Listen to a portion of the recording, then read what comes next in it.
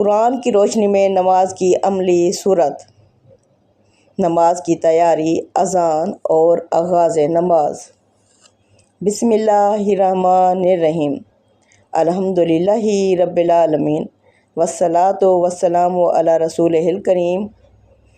ناظرین، آج اسی ٹاپک کی نہایت اہم سوال پہ غور کریں گے۔ بعض لوگ کہتے ہیں کہ قرآن میں الصلاۃ سے مراد صرف ایک نظام ہے، جبکہ دوسرے کہتے ہیں کہ نماز ایک عملی عبادت ہے جس میں قیام، رکوع، سجدہ اور مقرر اوقات شامل ہیں۔ آپ کو کیا لگتا ہے؟ کمنٹ میں ضرور بتائیے گا کہ کیا نماز کوئی نظام ہے؟ لفظ الصلاۃ اس سے مراد نظام ہے یا یہ ایک عملی اور بدنی عبادت ہے جس میں قیام، رکوع، سجدہ اور مقرر اوقات شامل ہیں؟ چلیں ہم دیکھتے ہیں، کسی رائے اور مسلک کی بنیاد پر نہیں بلکہ صرف قرآن مجید سے معلوم کرتے ہیں کہ اللہ تعالیٰ نے نماز کی کیا تصویر پیش کی ہے۔ قرآن کی تمام متعلقہ آیات کو جب ایک جگہ جمع کیا جاتا ہے تو نماز کی ایک مکمل اور حسین تصویر سامنے آتی ہے۔ نماز کے لیے زینت اختیار کرنے کا حکم۔ اللہ سبحانہ و تعالیٰ فرماتے ہیں، نماز اللہ رب العالمین کی بارگاہ میں حاضری کا نام ہے، اس لیے قرآن میں سب سے پہلے ظاہری وقار اور پاکیزگی کی قرآن تعلیم دیتا ہے۔ اللہ سبحانہ و تعالیٰ فرماتے ہیں، یا بنی آدم خذوا زینتکم عند کل مسجد، سورۃ الاعراف جو کہ آیت نمبر 31 میں، یعنی اے آدم کے اولاد، ہر نماز کے وقت اپنی زینت اختیار کرو۔ اور پھر فرمایا سورۃ مدثر کی آیت نمبر 4 میں، وَثِيَابَكَ فَطَہِّرْ، اپنے کپڑوں کو پاک رکھو۔ گویا نماز سے پہلے لباس، صفائی، وقار اور پاکیزگی مطلوب ہے۔ نماز کے وقت کی اطلاع۔ اللہ تعالیٰ فرماتے ہیں، ان الصلاۃ کانت علی المؤمنین کتابا موقوتا، سورۃ النساء کی آیت نمبر 103 جو کہ میں پہلے بیان کر چکی ہوں۔ ٹھیک ہے، اب سوال پیدا ہوتا ہے کہ بندہ کیسے معلوم کرے نماز کا وقت آ گیا ہے؟ یہ بھی پچھلی ویڈیو میں بتا چکی ہوں، یعنی قرآن جواب دیتا ہے، وَإِذَا نَادَيْتُمْ إِلَى الصَّلَاةِ تَتَّخِذُوهَا هُزُوًا وَلَعِبًا، سورہ المائدہ کی آیت نمبر 58 ہے۔ اللہ فرماتے ہیں، یا ایھا الذین آمنوا اذا نودی للصلاۃ من یوم الجمعۃ فاسعوا الی ذکر اللہ، یہ سورۃ جمعہ کی آیت نمبر 9 ہے، یعنی نماز کے لیے ندا دی جاتی ہے۔ جب مومنو تمہیں جمعے کے دن نماز کے لیے ندا دی جائے تو اللہ کے ذکر کی طرف دوڑ پڑو اور چھوڑ دو خرید و فروخت۔ اب اللہ فرماتے ہیں ندا دی جائے، یعنی اذان کیا ہے؟ یہ بہت ہی خوبصورت دعوت جو کہ ہم دن میں 5 مرتبہ سنتے ہیں۔ کیا آپ لوگ جانتے ہیں کہ اذان سے کیا مراد ہے؟ یہ ندا صرف وقت بتانے کا اعلان نہیں، یہ انسان کو دنیا سے نکال کر اللہ کی طرف بلانے کی دعوت ہے۔ اذان میں اللہ کی کبریائی کا اعلان ہے، رسول اللہ صلی اللہ علیہ وسلم کی رسالت کی گواہی ہے اور کامیابی کی دعوت ہے۔ حی علی الصلاۃ، حی علی الفلاح، گویا پوری انسانیت کو پکارا جا رہا ہے کہ آؤ اپنے رب کے حضور حاضر ہو جاؤ۔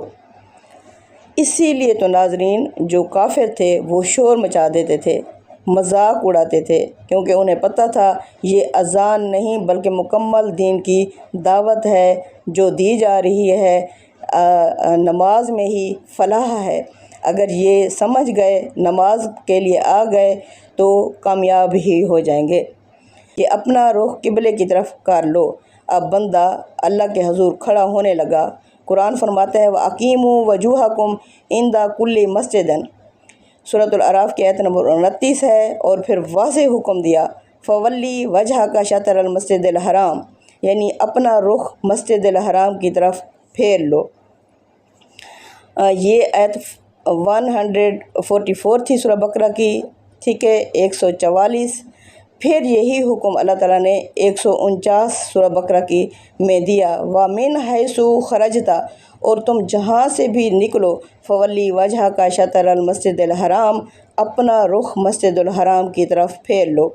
وَحَیْثُ مَا کُنْتُمْ، اور تم جہاں سے بھی نکلو، فَوَلُّوا وُجُوہَکُمْ شَطْرَہُ، اپنا سمت اسی طرف اپنا رخ کر لو۔ اس سے معلوم ہوتا ہے کہ نماز میں قبلے کی طرف رخ کرنا بھی قرآن ہی کی تعلیم ہے۔ نماز کا آغاز نماز شروع کرتے ہوئے اللہ کی بڑائی کی جاتی ہے۔ اللہ وَرَبَّكَ فَكَبِّرْ، اپنے رب کی بڑائی بیان کرو، سورۃ مدثر کی آیت نمبر 3۔ اور اللہ کی تسبیح بیان کی جاتی ہے، وَسَبِّحْ بِحَمْدِ رَبِّكَ، اور اپنے رب کی تعریفوں کی تسبیح کرو، سورۃ الطور آیت 48۔ پھر قرآن کی تلاوت اللہ فرماتے ہیں فَإِذَا قَرَأْتَ الْقُرْآنَ فَاسْتَعِذْ بِاللَّهِ مِنَ الشَّيْطَانِ الرَّجِيمِ، یعنی جب قرآن پڑھنے لگو تو تعوذ یعنی پڑھ لیا کرو، اللہ سے پناہ مانگ لیا کرو شیطان مردود کے شر سے۔ یہ ہے سورۃ النحل کی آیت نمبر 98 میں۔ اور رسول اللہ صلی اللہ علیہ وسلم کو عطا فرمایا وَلَقَدْ آتَيْنَاكَ سَبْعًا مِنَ الْمَثَانِي وَالْقُرْآنِ الْعَظِيمِ، اور محمد صلی اللہ علیہ وسلم ہم نے آپ کو 7 یعنی بار بار دہرائی جانے والی آیات مطلب پورا قرآن عظیم عطا کیا۔ ٹھیک ہے، اکثر علماء کی رائے ہے سبع مثانی سے مراد سورۃ فاتحہ ہے۔ ٹھیک ہے، سورۃ فاتحہ جس کی 7 آیات ہیں بسم اللہ کے ساتھ۔ تو یہ جب ہم پڑھتے ہیں سبع مثانی تو اللہ فرماتے ہیں یعنی کہ آپ کو پورا قرآن عظیم عطا کر دیا۔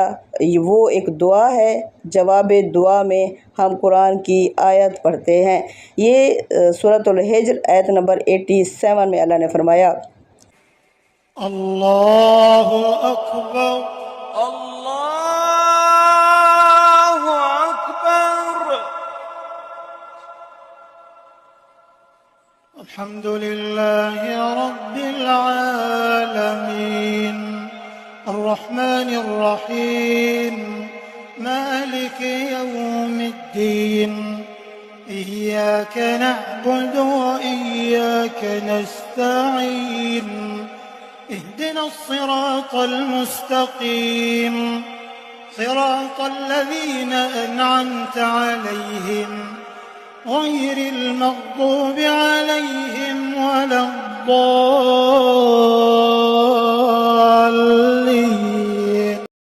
قل أعوذ برب الفلق من شر ما خلق ومن شر غاسق إذا وقب ومن شر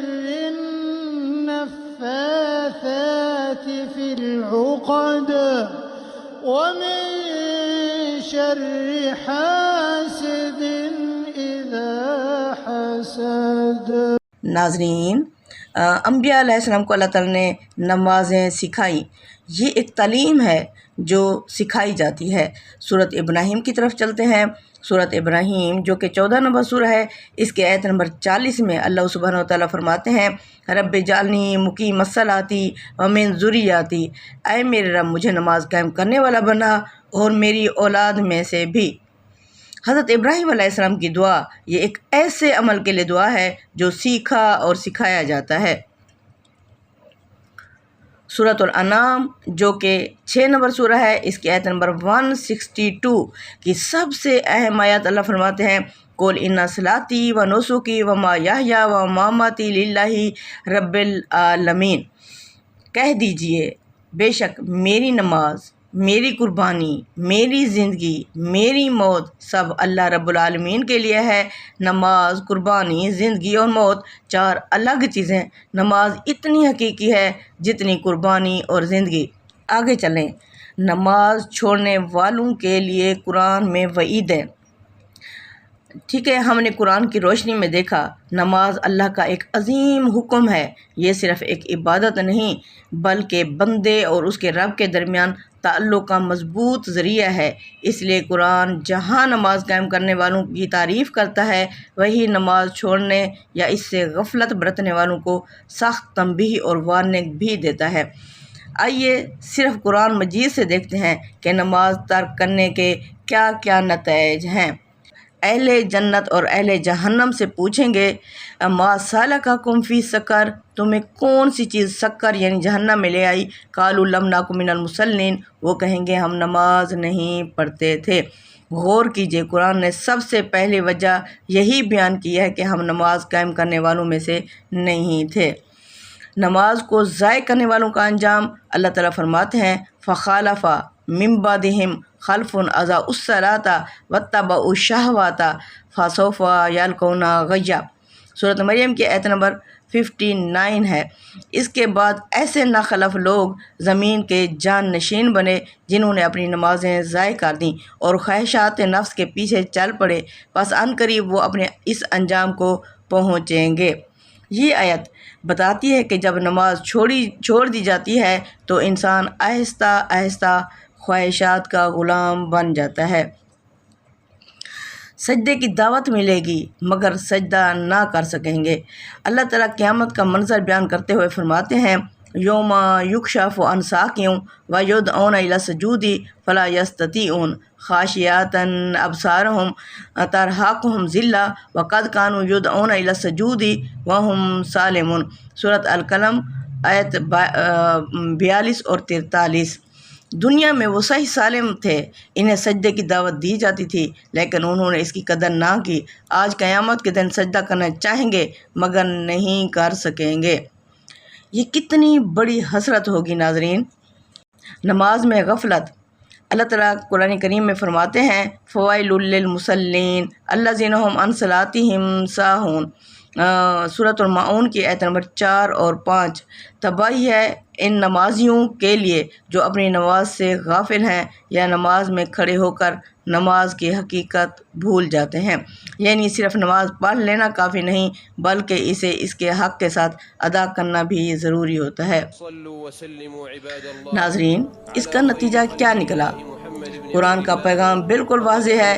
نماز انسان کو اللہ سے جوڑتی ہے، نماز انسان کو برائی سے روکتی ہے، نماز انسان کے دل میں خشوع پیدا کرتی ہے اور نماز چھوڑ دینا انسان کو آہستہ آہستہ خواہشات غفلت اور آخرکار ہلاکت کی طرف لے جاتا ہے۔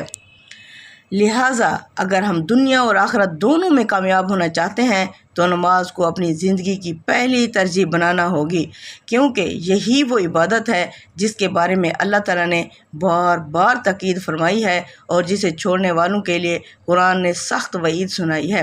اللہ تعالیٰ ہمیں نماز قائم کرنے والوں میں شامل فرمائے اور اسے خشوع اور اخلاص اور استقامت کے ساتھ ادا کرنے کی توفیق عطا فرمائے، آمین یا رب العالمین۔ ناظرین، اگر آپ کو یہ پروگرام پسند آیا ہے تو اسے لائک کریں اور سے زیادہ شیئر کریں تاکہ لوگ نماز کی طرف آ جائیں۔ ناظرین، یہ چھوٹا شہزادہ میرا پوتا ہے، بہت ساری دعائیں اس کے لیے۔ پھر ملیں گے ایک نئے ٹاپک کے